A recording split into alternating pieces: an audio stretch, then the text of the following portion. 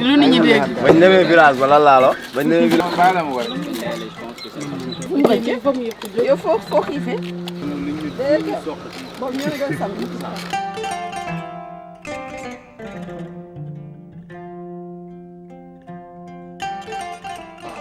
li nekk ci engrais organique moom moo ci nekk bii daan naturel bii surnaturel xam nga loolu su fekkee ne suuf bi la terre est assez riche en azote du jar ngay def urée li urée bi war na andi yëpp plante bi dina ko am sur place de telle sorte que y a pas de différence. léegi nag suñu amul nag léegi da nga koy indi nag en complément soo ko dee indi en complément moom li mu war a dundee rek boo amee li ci war moom lay demee. Le cours qu'il nous a transmis, comment faire des planches, comment délimiter votre champ, tout ça, on l'a su grâce à la formation. Et ça va nous permettre de bien s'engager dans l'agriculture. Parce que en fait, l'agriculture était en phase de disparition. Mais grâce à cet institut, je sais que plus jeunes auront la confiance en eux pour venir faire la formation, ça c'est sûr. Parce qu'on avait le complexe, on n'avait pas le courage.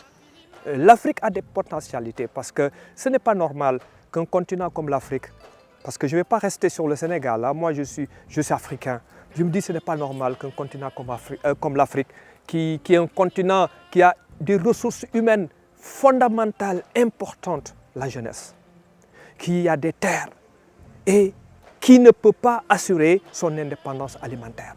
Je dis, il faut forcément qu'on y croit, il faut qu'on fasse quelque chose. Malheureusement, on sait que de toute façon, ce n'est pas trop facile, mais tant qu'on ne s'y met pas, on n'a rien vu. Il ne s'agit pas de dire oui, on peut, mais il faut essayer. Donc, ci loolu bàyyi liggéey bi ak système ingénieur dem commencé trophée ba ñu demee ba ci biir 4 ans 5 ans pourquoi pas diversifier li ñuy def ma ne pourquoi pas ñëw Sénégal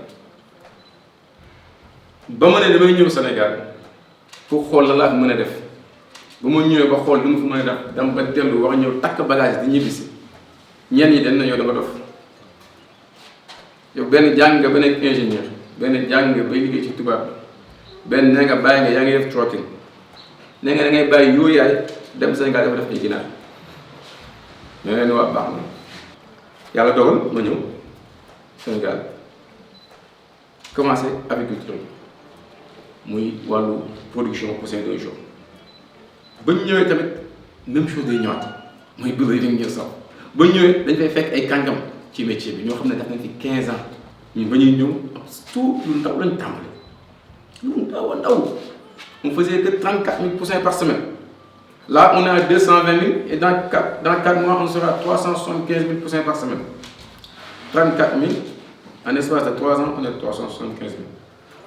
Ben affaire donc moi ñu ko mooy bëri ñëw sax that self confidence ne gëm naa ne mën naa ko def dama koy def fa ngay yegg wala nit ki ngay nekk yow si yow lay tàmbale muy self confidence gëm ne mën nga ko def di nga ko def. Et ceux qui n'ont pas le courage de le faire, c'est les milliers et millions de personnes qui sont dans les cimetières avec des projets qui pouvaient changer le monde, mais ils n'ont pas eu le courage.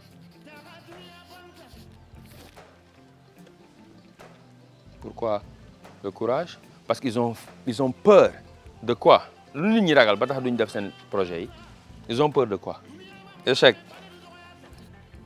À part échec, pourquoi ils ne veulent pas prendre des initiatives? Ils ont peur de quoi? Manque de confiance.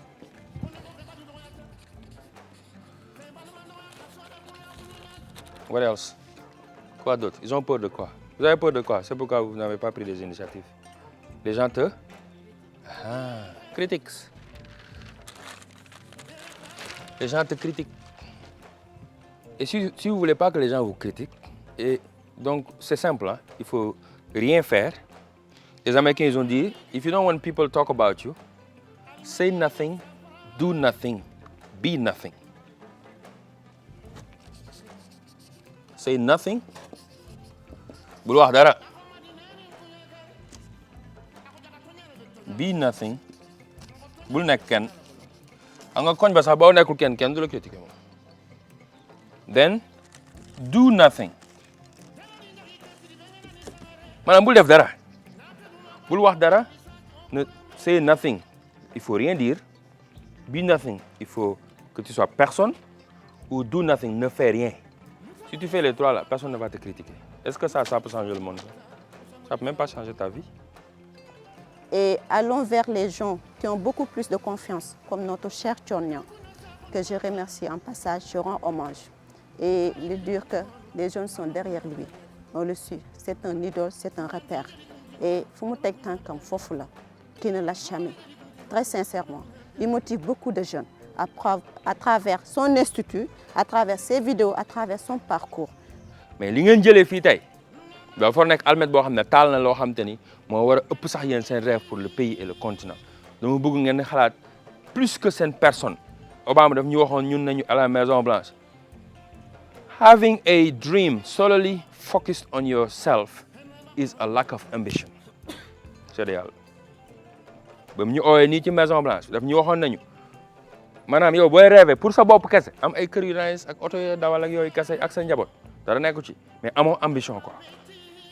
Moi, cette ambition, il faut dépasser ça, c'est le message que je peux vous donner. Merci d'être là et on va continuer le travail, Inch'Allah. D'accord? God bless you. Thank you.